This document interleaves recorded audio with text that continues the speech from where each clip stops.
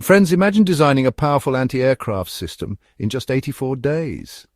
Sounds impossible, right? But Sweden's defense company Saab has done exactly that. They have developed a new mobile air defense system in record time. But how is this possible, and what does this mean for modern warfare? Let's break it down.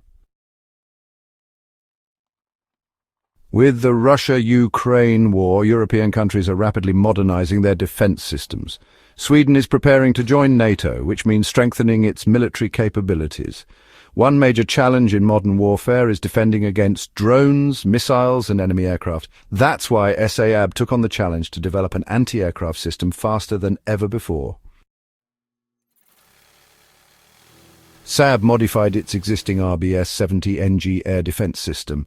It's a MANPADS, man-portable air defense system, designed to shoot down drones, helicopters, and aircraft. The new version is vehicle-mounted, meaning troops can move and fire quickly.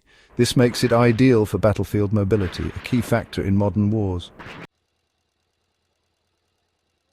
Instead of building from scratch, Saab upgraded existing technology. AI-driven software helped speed up the development process.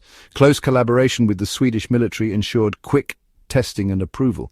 This could be a new trend in defense manufacturing, fast-tracked military tech. Fast defense upgrades. Instead of waiting years, countries can now develop weapons in months.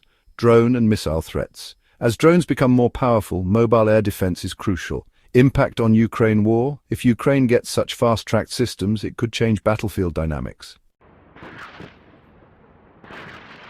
Friends, this shows how fast technology is changing warfare. Will we see even quicker weapon development in the future? And can this innovation help Ukraine and NATO against Russian threats? What do you think? Let me know in the comments.